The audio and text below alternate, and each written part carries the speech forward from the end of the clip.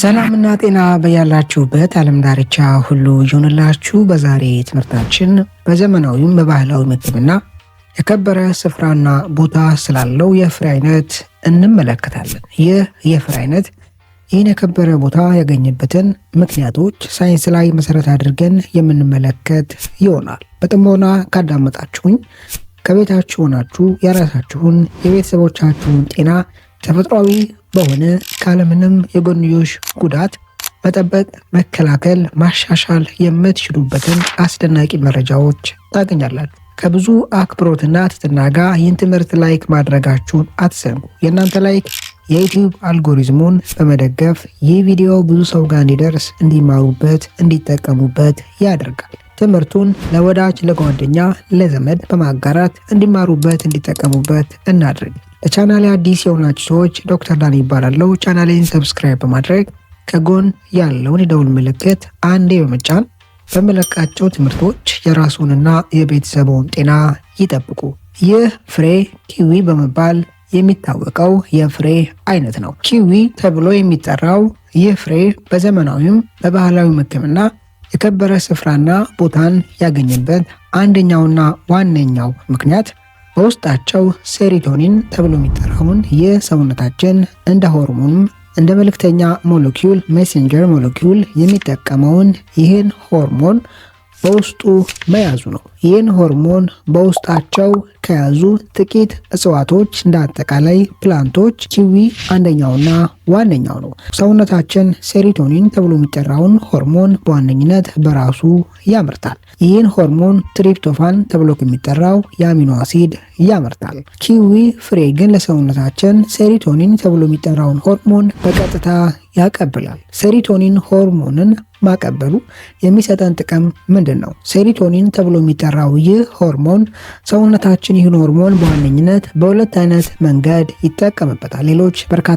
ተግባራትን ቢያከናውንበትም አንደኛውና ዋነኛው ቀን ላይ ምግብ የሚፈጭበት ስርዓት በተነቃቃና በተቀላጠፈ መንገድ የምንመገባቸውን ምግቦች መፍጨት፣ ዳይጀስት ማድረግ፣ ሜታቦላይዝ ማድረግ እንዲችል በመርዳት በደም አማካኝነት ለሰውነታችን የሚጠቅሙ ንጥረ ነገሮች፣ የተለያዩ አልሚ ምግቦች እንዲንቀሳቀሱ ያደርጋል። ከዛም ባለፈ በአንጎልና በጋት ስርዓት ውስጥ ያለውን የተቀላጠፈ መስተጋብርና መስማማት ከፍ በማድረግ ቀናችንን በብርታት በኃይል ማሳለፍ እንድንችል ይረዳል።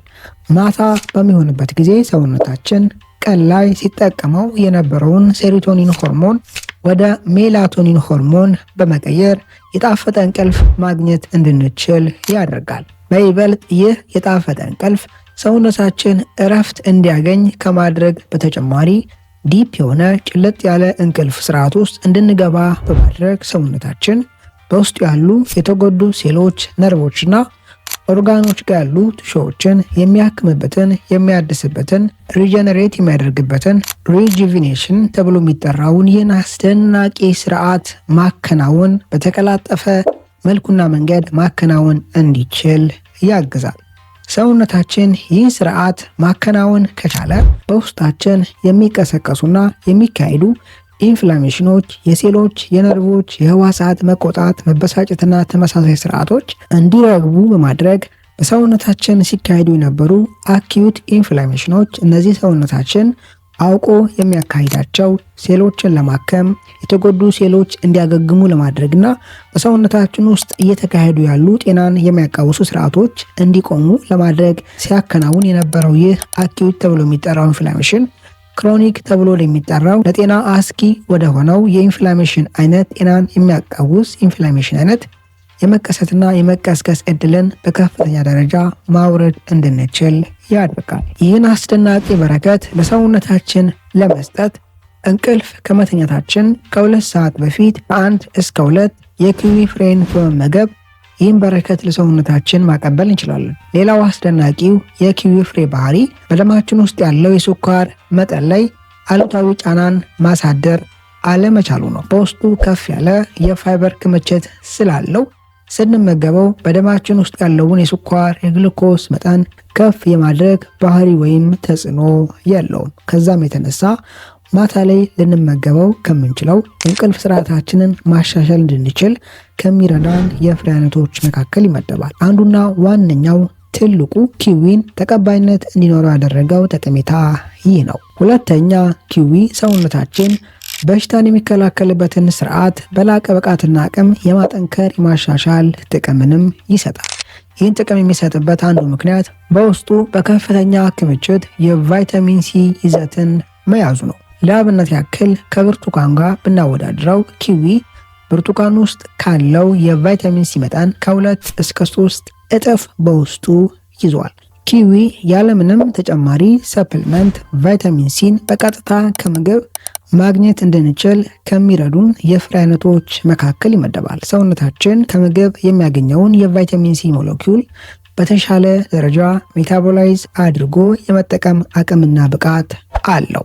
በሰፕልመንት መልክ ከምናገኘው የቫይታሚን ሲ በተሻለ ከምግብ የምናገኘውን ቫይታሚን ሲ ሰውነታችን በሽታ የመከላከል ስርዓትን ለመገንባትና ለማጠንከር ይጠቀምበታል። ቫይታሚን ሲ የአንቲኦክሲዳንትነት ባህሪን ስላለው ሰውነታችን ይህን ቫይታሚን ሲ በመጠቀም በውስጡ ያለውን የአንቲኦክሲዳንትነት ክምችትና ብዛት ከፍ ማድረግና መጨመር እንዲችል ያደርጋል። በውስጣችን ያሉ የአንቲኦክሲዳንትነት መጠንና ይዘቶች ከፍ ባሉ ቁጥር በተመሳሳይ መንገድ ለተለያዩ በሽታዎች የመጋለጥ እድላችንን በከፍተኛ ደረጃ እያወረድን እየቀነስን እንመጣለን።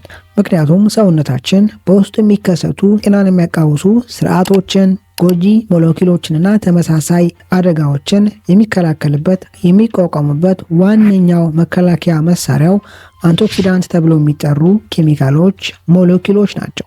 ሌላው ቫይታሚን ሲ በውስጣችን የኮላጅን ፕሮቲን ምርትና መነቃቃትን በመጨመር የቆዳ ጤንነትና ውበትንም ያሻሽላል። ሶስተኛ፣ ኪዊ በአጭር ሳምንታት ውስጥ በሚፈጭበት ስርዓት ውስጥ የተከሰቱ አንዳንድ ኮምፕሊኬሽኖች፣ ቁስለትና ተመሳሳይ አደጋዎችን በተፈጥሯዊ መንገድ ማከምና መከላከል እንድንችል የማድረግ አቅምና ብቃትም አለ። ለአብነት ያክል የሆድ መነፋት፣ ምግብ አለመፈጨት፣ ድርቀትና ተመሳሳይ እክሎች ያለባችሁ ሰዎች በቀን ከ1 እስከ 2 የኪዊ ፍሬን ከ2 እስከ 3 ሳምንት አዘውትራችሁ በመመገብ ሰውነታችሁ ላይ ራሳችሁ ለውጦችን፣ አስደናቂ ውጤቶችን መመልከት ትችላላችሁ። አራተኛው የኪዊ ፍሬ በባህላዊና በዘመናዊ ሕክምና ውስጥ ትልቅ ቦታ እንዲኖረው ያደረገው የልብ ጤንነትን የማሻሻል ብቃትን ለሰውነታችን መስጠቱ ነው። ኪዊ በውስጣቸው ቆንጆ የሆነ የፖታሺየም ይዘት አላቸው ተብለው ከሚጠሩ የፍራፍሬ አይነቶች መካከል ይመደባል። ኪዊ ውስጥ ያለው ይህ ፖታሺየም የደም ቧንቧዎች መጥበብና ተመሳሳይ ውጥረትን መከላከል መቆጣጠር እንድንችል ያግዛል። በዋነኝነት በውስጣችን የሚኖረውን የሶዲየም መጠን መቆጣጠር ኮንትሮል ማድረግ እንድንችል በሰውነታችን ውስጥ የፖታሺየምና የሶዲየም መጠን የተመጣጠነ እንዲሆን በማድረግ በደም ቧንቧ ውስጥ ሊከሰት የሚችል ውጥረትን ማርገብ እንድንችል ያደርጋል። በደም ቧንቧ ውስጥ የሚከሰት ውጥረትና ጥበት በቀጥታ የልብ ጤንነትን ሊያጠቃ ሊጎዳ ይችላል። ኪዊ ፍሬን በመጠቀም ብቻ ከላይ ጠቀስኳቸውን ጠቀሜታዎች ለሰውነታችን ማቀበል እንችላለን። በዛሬ ትምህርታችን ላይ ጠቃሚ ሀሳቦችን፣ ምክሮችን እንዳገኛችሁበት ተስፋ አድርጋለሁ። በቀጣይ በአስተማሪ ቪዲዮ እስከምንገናኝ መልካም ጊዜ ይሁንላችሁ ባይ